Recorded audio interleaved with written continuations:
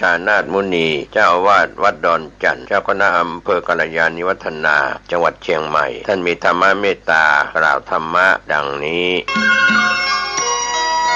เปรียบเสมือนท่อนไม้ที่มันแห้งเพราะฉะนั้นร่างกายของเรานี่มันอีกส่วนหนึ่งอีกส่วนหนึ่งของจิตนี่แหละเป็นเจ้า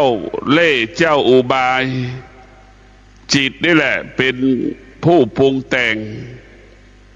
มีเหตุมีผลมีข้ออ้างมีข้อแก้ตัวคือจิตเรียกว่าเป็นนิสัยของจิตเป็นสันดานของจิตเป็นพฤติกรรมของจิตมันจะเป็นแบบนี้เหมือนกันหมดทุกคนไม่มีคนไหนไม่มีเหตุไม่มีผลไม่มีข้ออ้างไม่มีข้อแก้ตัวมันไม่มีสารพัดข้ออ้างข้อแก้ตัวนั่นคือสภาพจิตที่ไม่ได้ฝึกฝนก็มีเหตุมีผลมีข้ออ้างมีข้อแก้ตัวให้กับตัวเองและให้กับบุคคลอื่นตื่นไม่ได้ก็มีเหตุมีผลอ้างว่าเจ็บอ้างว่าป่วยจริงๆก็คือขี้เกียจแต่พวกเรามาขี้เกียจมันก็อ้างว่าเจ็บอ้างว่าป่วยอ้างว่าไม่สบายนี่แหละคือจิตมันจะมีเหตุมีผลมีข้ออ้างตลอดแต่พวกเราทั้งหลายจิตที่มันไม่ได้ฝึกฝนอบรมจิตมันก็จะไม่มีระเบียบไม่มีวินัยจิตที่ฝึกฝนจิตจะมีระเบียบจิตนั้นจะมีวินัยจิตนั้นจะรู้ตลอดเวลาตื่นรู้ก่อนจะตีระฆังอีกนอนฟังเสียงว่าจะตีระฆังหรือยังพอตีระฆังปุ๊บเราก็จะออกจากห้องนั่นแหละคือจิตตื่นรู้เป็นเช่นนั้นจิตที่มันไม่ได้ตื่นรู้มันก็นอนเปิดไหว้พระสวดมนต์บูชาพระรัตนตรัยสิทธิ์ยังไม่ออกจากห้องหรือสวดมนต์ครึ่งแล้วถึงจะออกจากห้องนี่แหละคือจิตที่มันไม่ได้ตื่นรู้มันก็แบบมันไม่จิตมันไม่ได้ตื่นรู้มันก็เป็นจิตที่ขี้เกียจขี้ค้านขี้เกียจขี้ค้านแล้วก็สร้างเหตุสร้างผลมีมาข้ออ้างมาข้อแก้ตัวพวกเราต้องพิจารณาสิ่งเหล่านี้มันเป็นความจริงหรือว่ามันเป็นความจริงของพวกเราทุกคนที่ต้องพิจารณาชีวิตของเราพวกเราทั้งหลายชีวิตของเรามันต้องฝึกฝนจิตอบรมจิตเราจะสังเกตได้ว่าเราจิตของเรานี่มันเล่ร่อนไปเรื่อยเปื่อยมันเหมือนนกบินไปในทั้งสี่ไม่มีจุดหมายจิตที่ไม่ได้ฝึกมันเป็นจิตที่เหมือนนกบินอ่ะมันจะบินไปทางไหนมันก็บินมันก็บินวกไปวนมาวกบินกลางอากาศเหมือนสัตว์อยู่ในป่าวกไปวนมานั่นแหละนั่นคือจิตเหมือนแมลงวันบินว่อนไปเรื่อยเปื่อยเหมือนอีแรงเหมือนอีกานั่นคือจิตของเราจะเป็นนั่นเพราะจิตของเราได้รับการฝึกฝนจิตเราจะไม่มีค่าคนที่จะมีค่าก็คือจิตที่ฝึกฝนอบรมจิตคนนั้นจะมีค่าถ้าเราไม่ได้รับการฝึกฝนอบรมจิตเราจะไม่มีค่าเราได้รับการฝึกฝนอบรมเมื่อไหร่จิตเราจะมีค่าทันทีเรียกว่าจิตผู้รู้จิตผู้รู้ก็จะตื่นนอนตรงเวลาแต่จิตผู้รู้ตื่นนอนตรงต่อเวลาแต่จิตผู้รู้จะเป็นเช่นนั้นตื่นนอนตรงต่อเวลา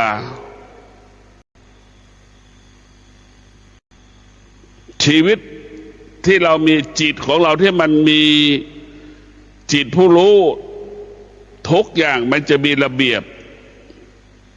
มันจะรู้จักตนเองถึงเวลาตื่นถึงเวลาสวดมนต์ถึงเวลาเดินจงกรมถึงเวลานั่งสมาธิถึงเวลาทำความสะอาดถึงเวลากินข้าวถึงเวลาพักผ่อนเนี่ยมันจะรู้ของบ้านพวกเราเรียกว่าจิตที่ฝึกฝนจิตนั้นจะตรงต่อเวลาตื่นนอนมีระเบียบมีวินัยที่กำหนดไว้ทุกอย่างทุกประการจิตที่ฝึกฝนกับจิตไม่ได้ฝึกฝนก็ย่อมแตกต่างกันจิตที่เราฝึกฝนเรียกว่าจิตเรียกว่าจิตผู้รู้จิตไม่ได้ฝึกฝนเรียกว่าจิตผู้ไม่รู้จิตผู้รู้กับจิตผู้ไม่รู้ก็ย่อมแตกต่างกันดังที่ได้ยกตัวอย่างว่าจิตผู้รู้ก็เหมือนเด็กมัธยม6สามารถอ่านชื่อจังหวัดในประเทศไทยได้หมด70 กว่าจังหวัดสามารถอ่านรายชื่ออำเภอแต่ละอำเภอในทั่วประเทศไทยได้หมดอำเภออ่านรายชื่อตำบลทุกตำบลได้หมดทั่วประเทศไทยนั่นคือจิตผู้รู้ส่วนจิตของผู้ไม่รู้อ่านหนังสือไม่ออกรถจะไปเชียงรายก็ไม่รู้จะไปลำพูนก็ไม่รู้จะไปยโสธร101อุดรอุบลขอนแก่นก็ยังไม่รู้เลยเนี่ยมันแตกต่างกันเพราะฉะนั้นจิตผู้รู้ก็จะรู้เหมือนเด็กมัธยมอ่านหนังสือนั่นแหละอ่านได้หมดส่วนคนไม่รู้ก็เหมือนคนอ่านหนังสือไม่ออก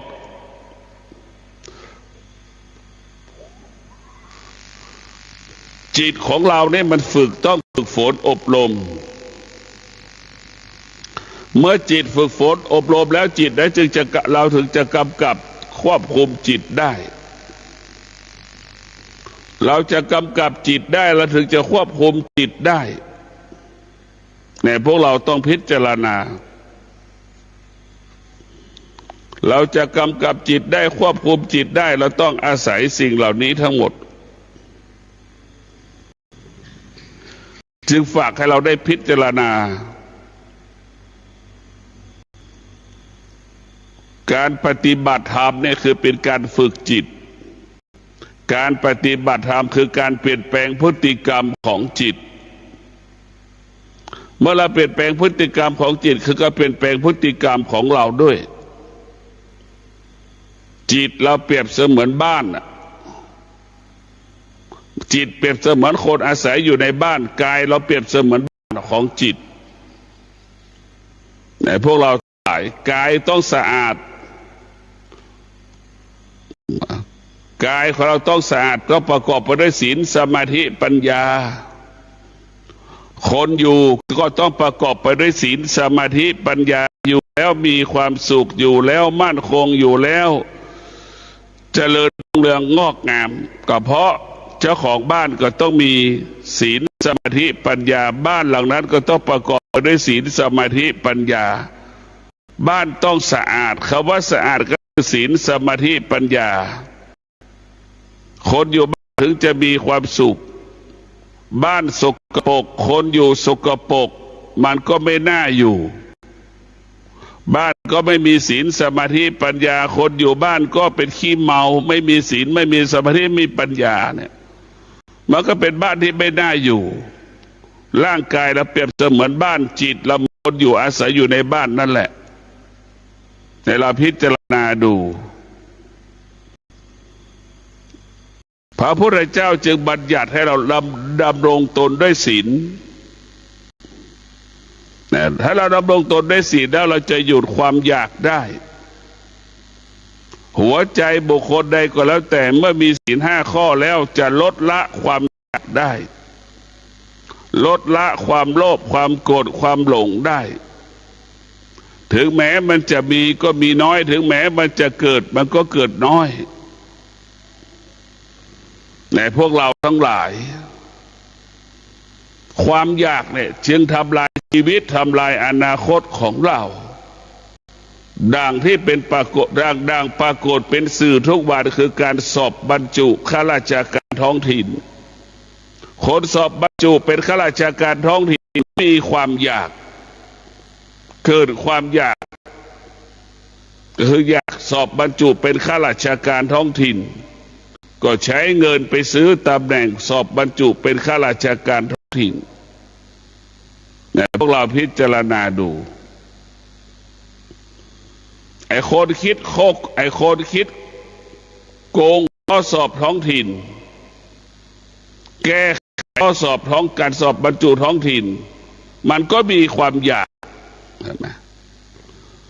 นี่แหละความอยากกับความอยากมันก็เหมือนไฟอ่ะมันร้อนเดี๋ยวนี้มันก็เผาเลยเนี่ยเผาคนที่สอบบรรจุเผาคนที่โกงข้อสอบได้ไหมมันบางคนก็ร้อนหมดอยู่ไม่ติดพ่อแม่ก็ร้องไห้เสียใจกลัวลูกจะติดคุกเนี่ยคนที่เอาเงินไปซื้อตำแหน่งก็ทุกข์ทรมานลำบากกินไม่ได้นอนไม่หลับเนี่ยเคยทำงานแล้วบัดนี้เขาบอกว่าเลิกทำงานอย่างเงี้ยก็จบอีกแล้วลำบากอีก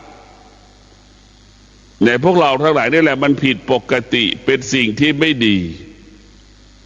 คำว่าผิดปกติก็คือผิดศีลนั่นแหละผิดกฎหมายนะคือผิดปกตินะมันผิดกฎหมายนั่นคือผิดศีลนะผิดกฎหมายคือผิดศีลคือมันไม่ดี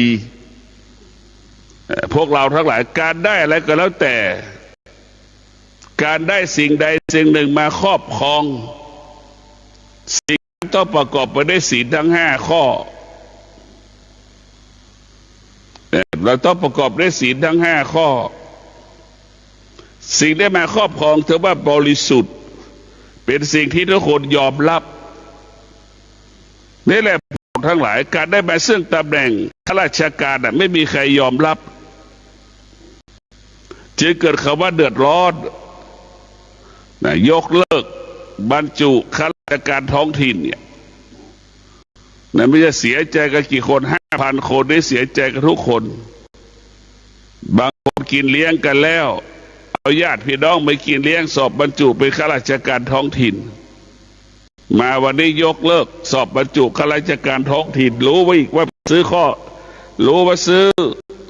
บรรจุเป็นข้าราชการอีกก็ถูกยกเลิกอีกเพราะติดคุกอีกนี่แหละพวกเราพิจารณาดูสิ่งต่างๆเนี่ยการล่วงละเมิดศีลเป็นเหตุให้เกิดความทุกข์การดำรงตนด้วยศีลเป็นเหตุให้เกิดความสุขทางที่ต้องการความสุขแต่เรากลับล่วงละเมิดศีลมันขัดแย้งกันไหมล่ะเราต้องการความสุขเราต้องรักษาศีลเราต้องการความสุขเราต้องนั่งสมาธิเราต้องการความสุขเราต้องมีปัญญาใช้ปัญญาในการดำเนินชีวิตเราต้องใช้ปัญญาเป็นตัวการแก้ปัญหาให้กับชีวิตของเราแต่พวกเราต้องพิจารณาแบบนี้อย่างนี้คนเรานั้นอยู่ภายใต้อำนาจอยู่ใต้อำนาจสิ่งที่เรารู้สิ่งที่เรารู้มันก็เกิดขึ้นขนาดหนึ่งเวลาหนึ่งเป็นสิ่งชั่วคราวหมดให้เราเข้าใจว่าทุกอย่างเป็นสิ่งชั่วคราวหมดอะไรเกิดขึ้นมันก็เปลี่ยนแปลงอะไรเกิดขึ้นมันก็เปลี่ยนแปลงอะไรเกิดขึ้นมันก็เปลี่ยนแปลงทุกอย่างอยู่ภายใต้การเปลี่ยนแปลงหมดในพวกเราทั้งหลายอยู่ภายใต้การเปลี่ยนแปลงการเปลี่ยนแปลงเป็นกฎของชีวิตการเปลี่ยนแปลงเป็นกฎของโลกในพวกเราทั้งหลายในการเปลี่ยนแปลงเป็นกฎของชีวิตการเปลี่ยนแปลงเป็นกฎของโลกโลกใบนี้จะงดงามได้ก็เมื่อเรามีศีลนี่แหละดังเจ้าชายสิทธัตถะดำรงตนด้วยศีลเห็นไหมองคุลิมานก็สุดท้ายก็ดำรงตนด้วยศีล จะเกิดความดีงามกับชีวิตองคุลิมานจะเกิดความดีงามแก่เจ้าชายสิทธัตถะเพราะดำรงตนด้วยศีลแต่พวกเราก็ต้องมีสติว่าศีลก็ดีสติก็ดีนี่มันต้องอาศัยกันศีลเป็นรากฐานของสติหรือสติเป็นผู้กำกับศีลหรือศีลเป็นแก่นสาระของสติเราพิจารณาได้ทั้งสองอย่างนะเช่นเราดำรงตนด้วยศีลแล้วมานั่งสมาธิความสงบมันเกิดขึ้นได้ง่ายคนไหนที่ล่วงละเมิดศีลมานั่งสมาธิความสงบไม่เกิด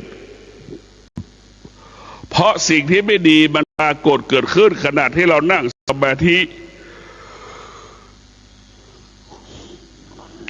เราทำความไม่ดีเนี่ย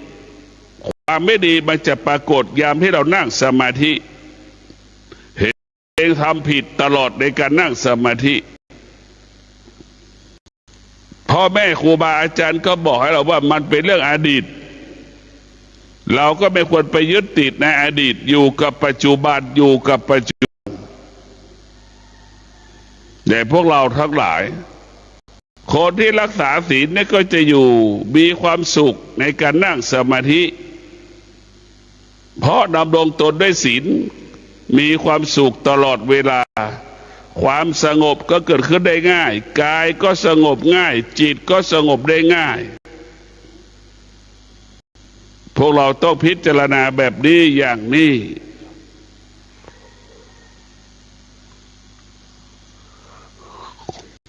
เมื่อเรารักษาศีลแล้วนี่พวกเราทั้งหลายสติมันก็บอกให้เราเลยอบรมเราสำรวมกายวาจาใจอย่างนี้ให้เราสำรวมกายวาจาใจให้เราสำรวมกายวาจาใจให้เป็นแบบนี้ให้เป็นอย่างนี้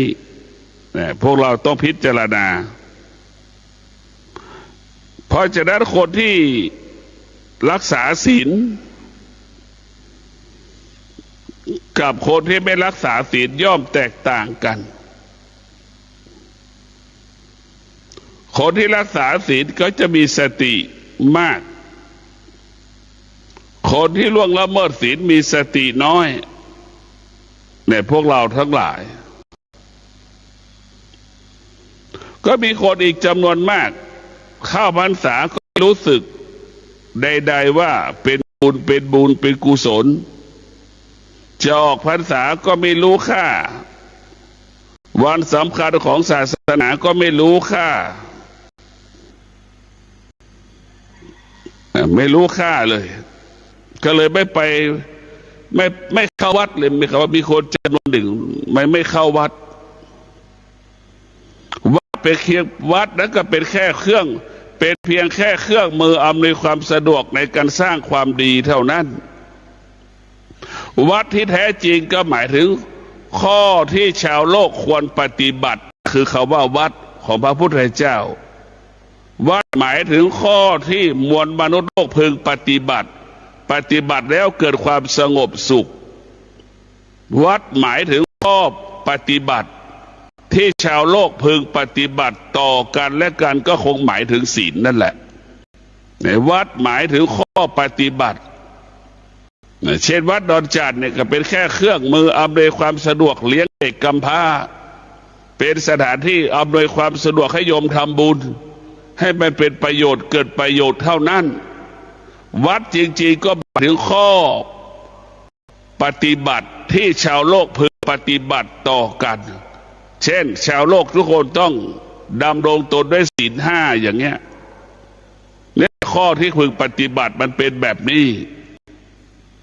ทุกวันนี้เราไปติดวัดไปอาศัยวัดเข้าใจว่าวัดดอนจัดวัดสารพัดวัดที่มันเกิดขึ้นในประเทศไทยเนี่ยแต่วัดที่แท้จริงคือข้อที่เราพึงปฏิบัติให้เราเข้าใจอย่างนี้